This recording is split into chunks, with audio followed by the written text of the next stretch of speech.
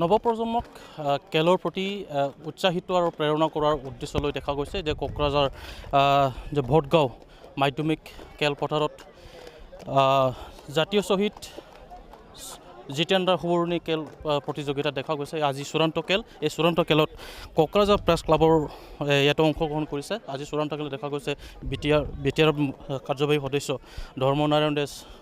নাৰায়ণ দাসে যে খেলুৱৈসকলক এনেকৈ অভিনন্দন আৰু শুভেচ্ছা জনোৱা পৰিলক্ষিত হৈছে। দেখা গৈছে এই মুহূৰ্তত যে ইয়াতে কণ্টেক্ট আৰম্ভ হ'ব হয়। ইয়াতে পোনে মই সেইটোৰ পৰা কিছু ছাৰ দেখা গৈছে যিটো সাংবাদিকসকলৰ যিটো টীম ইয়াতে অংশগ্ৰহণ কৰিছে চূড়ান্ত খেলত, মানে খেলুৱৈসকলক উৎসাহিত কৰাৰ বাবে আপুনি কি মেছেজ দিব বিচাৰে? মই প্ৰথমে আক্ৰাছুক লিডাৰশ্বিপক ধন্যবাদ জ্ঞাপন কৰিছোঁ যে মোক ইয়াতে তেওঁলোকে নিমন্ত্ৰণ কৰিছে। মই আজি কোকৰাঝাৰতে আছিলোঁ, মই এইটো সুবিধা পাইছোঁ আজি ইয়াতে উপস্থিত হ'বৰ কাৰণে। আৰু মই প্ৰেছ ক্লাবক শুভেচ্ছা জ্ঞাপন কৰিলোঁ ইতিমধ্যে, আৰু আমাৰ চালাঘাটী টীমটোকো শুভেচ্ছা জ্ঞাপন কৰিলোঁ। তেওঁলোকে ফাইনেল পাইছে, আজি ফাইনেল চূড়ান্ত খেল আছে, তো মই সকলোকে শুভেচ্ছা জ্ঞাপন কৰিছোঁ। আৰু আগন্তুক দিনত আমি জানো যে বিটিআৰ অঞ্চলত বিশেষকৈ আমাৰ ফুটবল প্ৰেমী ৰাইজ বহুত আছে, আমাৰ খেলুৱৈ বহুত আছে, ইয়াৰ পৰাই প্ৰতিভা আমাৰ ওলাই আহিব। আগন্তুক দিনত স্পৰ্টছো আমাৰ ইয়াতে বহুত স্ক'প আছে। মই ভাবোঁ যে খেলটো খুব ধুনীয়া খেল হ'ব, ভাল হ'ব, সেইটো আমি উপভোগ কৰোঁ।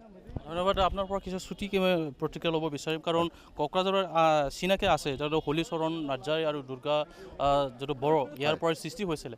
এই আপোনালোকৰ এই খেলৰ প্ৰতিযোগিতাৰ দ্বাৰাই মানে নৱপ্ৰজন্মক উৎসাহ বা উদ্দীপনা যোগাব, ইয়াৰ আশা কৰিব পাৰিনে? নিশ্চয় নিশ্চয়, কাৰণ আপোনালোকে এইবাৰ দেখিলে এইবাৰ যিটো অলিম্পিক খেল অনুষ্ঠিত হৈ গ'ল, তাতে আমাৰ অসমৰ প্ৰতিনিধিত্ব কৰি পেলাই লাভলীনা বৰগোহাঁই ডাঙৰণীয়ে আমাৰ পুৰস্কাৰ বুটলি আনিবলৈ সক্ষম হৈছে।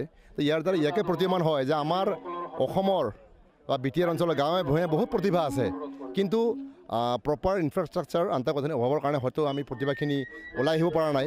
গতিকে মই খেলুৱৈসকলক খেলিবলৈ মই আহ্বান জনাইছোঁ। লগতে ইয়াৰ জৰিয়তে আজি অসম চৰকাৰ বা আমাৰ বিটিআৰ চৰকাৰক মই আহ্বান জনাইছোঁ, তেওঁলোকে যাতে আমাৰ যিবিলাক প্ৰতিভা গাঁৱে ভূঞে আমাৰ লুকাই আছে, সেই প্ৰতিভাবিলাক ওলাই আনিবৰ কাৰণে যাতে উপযুক্ত আন্তঃগাঁথনিৰ ব্যৱস্থা কৰে।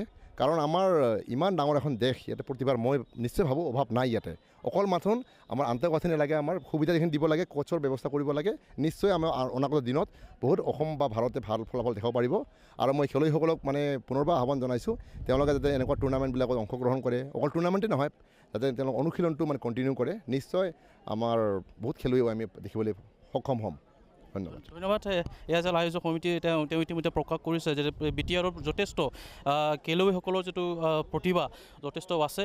তেওঁলোকে ইতিমধ্যে প্ৰকাশ কৰিছে যে ইয়াৰ মানে চৰকাৰৰ ফালৰ পৰা যিটো সহায় সহযোগিতা আগবঢ়াব লাগে, আৰু খেলুৱৈসকলক যিটো প্ৰতিভাৱান খেলুৱৈসকলক মানে নিজৰ প্ৰতিভা বিকাশৰ বাবে যিটো এনেধৰণৰ অনুশীলনৰ যথেষ্ট প্ৰয়োজনীয়তা আছে বুলি ইতিমধ্যে তেওঁলোকে প্ৰকাশ কৰিছে।